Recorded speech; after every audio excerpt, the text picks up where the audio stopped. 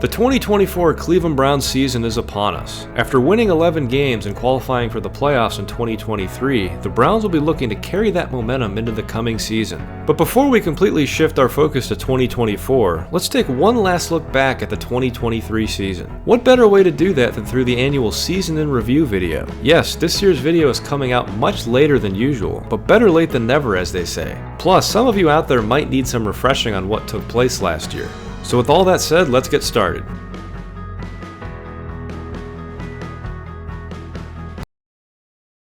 In the season opener, the Browns hosted the Cincinnati Bengals. In the midst of rain showers, the Browns held Joe Burrow to a career-low 82 yards passing, continuing their domination of Burrow in his young career. Cleveland went on to win 24-3, dropping Burrow to 1-5 versus Cleveland all time. In Week 2, Cleveland traveled to Pittsburgh for a showdown on Monday Night Football. If you've ever wondered why Browns fans refer to Pittsburgh as the House of Horrors, well, this game encapsulates why. The very first play of the game was a pick six. Later on, Nick Chubb suffered a gruesome season-ending injury at the hands of Minkah Fitzpatrick. And in the fourth quarter, the Browns were clinging to a 3-point lead, but Deshaun Watson fumbled and TJ Watt returned it for a touchdown, giving Pittsburgh a 26-22 victory. Somehow, someway, the Steelers never took a snap inside the Browns' 30-yard line, but still managed to come away with the win. The following week, the Browns hosted the Titans. Cleveland's defense had another dominant performance, holding the Titans to just 94 total yards. Had it not been for an Elijah Moore fumble in Browns territory, Tennessee would have been shut out. Deshaun Watson finally had his coming out party, putting together his best game yet as a Brown. He went 27 of 33 for 298 yards with 2 touchdowns and no picks. His only blunder was a bizarre lateral that resulted in a big loss. Cleveland won 27-3.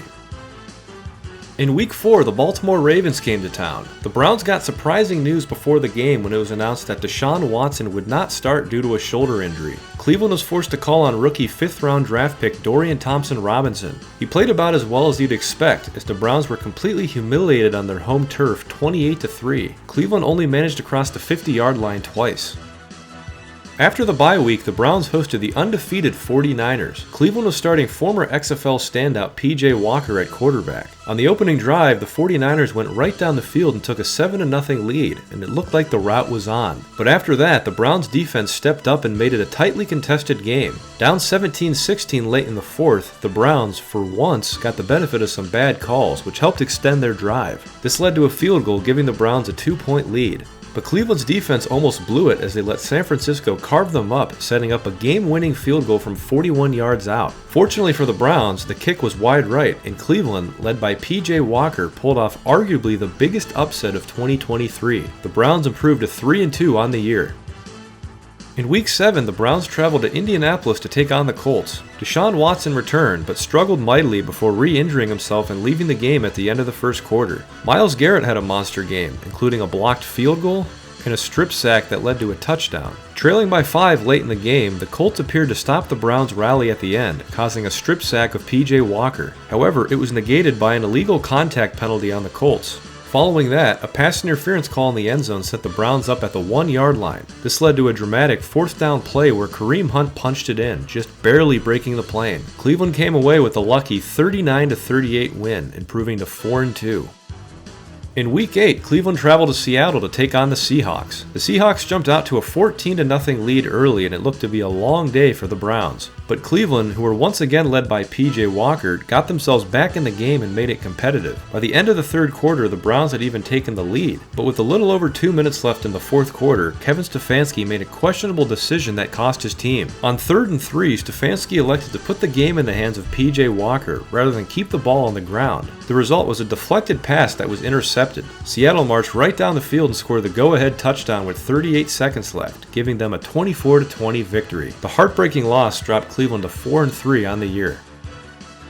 The following week, the Browns returned home to host the Cardinals. Arizona was starting rookie quarterback Clayton Tune, and Cleveland's defense took full advantage. They had an unbelievable performance as a unit, holding the Cardinals to just 58 total yards, which was Arizona's fewest since 1955. Deshaun Watson returned from injury and looked decent, converting on some nice deep balls. The Browns won 27-0, getting their first shutout since 2007.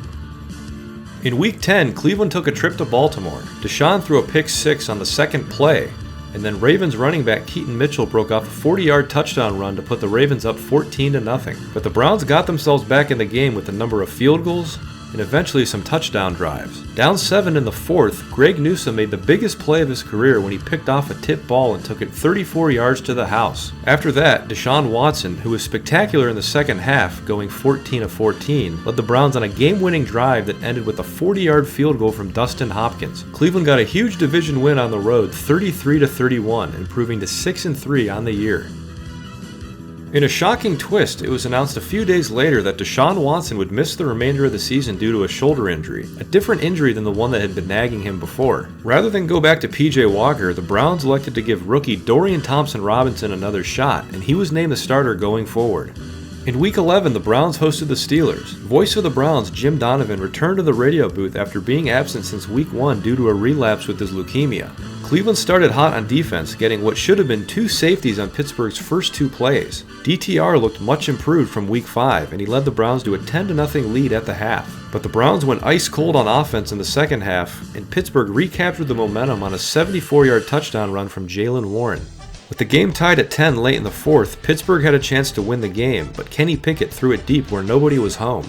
DTR then awakened and led the Browns down the field, setting up Dustin Hopkins to win the game from 34 yards out. The Browns won 13-10, improving to 7-3. Going forward, the Browns decided they needed more depth at the quarterback position, so on November 20th, Cleveland signed former Super Bowl champion Joe Flacco to the practice squad. Flacco wasn't expected to see the field, but as you will see, that would not be the case. The following week, the Browns traveled to their other house of horrors, Denver, Colorado. The Broncos gained the momentum early with a 14-0 lead. Cleveland slowly got their way back in the game with 2 field goals, then a touchdown midway through the third. But trailing 17-12 in the second half, DTR was leveled and left the game with a concussion. At the start of the fourth, Pierre Strong fumbled a pitch from Elijah Moore, and it was all downhill from there. The Broncos beat up an unprepared PJ Walker and wound up blowing out the Browns 29-12. Fun fact, this was the first 29-12 game in NFL history.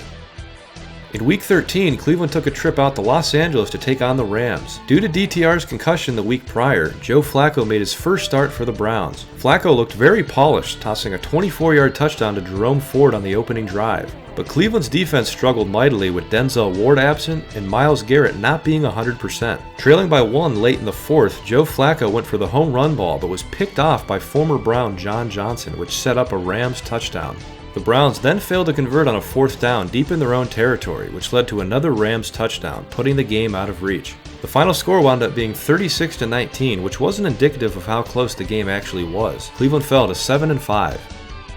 In Week 14, the Browns hosted the Jaguars. Trevor Lawrence came in with a high ankle sprain, but still decided to play. Cleveland was on the verge of putting the game away early, but Amari Cooper fumbled deep in Jags territory, leading to a Jags touchdown. Turnovers were the only thing that kept the game close. Up by 7 late in the game, Dustin Hopkins drilled a 55-yard field goal to give the Browns a 2-score lead. Jacksonville answered back with a touchdown, but failed to convert on a baffling 2-point conversion. Cleveland won 31-27, improving to 8-5 on the season. This win was Joe Flacco's 100th career win.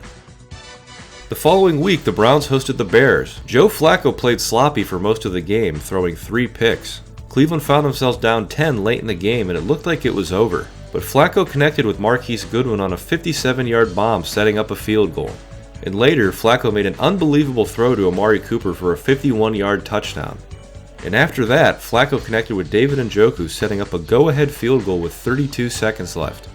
At the very end, Justin Fields threw up a prayer that almost landed in the hands of Bears receiver Darnell Mooney, but Cleveland came away victorious 20-17. Joe Flacco had 212 yards in the fourth quarter alone as the Browns improved to 9-5 on the season. In Week 16, Cleveland traveled to Houston to take on the Texans. The Browns got a lucky break with C.J. Stroud still being in concussion protocol. The Browns let it fly with Joe Flacco from the start. He ended up connecting with Amari Cooper all day long as Cooper had a career day, amassing 265 yards receiving, which set a Browns franchise record. Flacco threw for 300-plus yards in his 3rd straight game, which was the first time he had ever done that in his career. The Browns defeated the Texans 36-22, climbing to 10-5 on the season.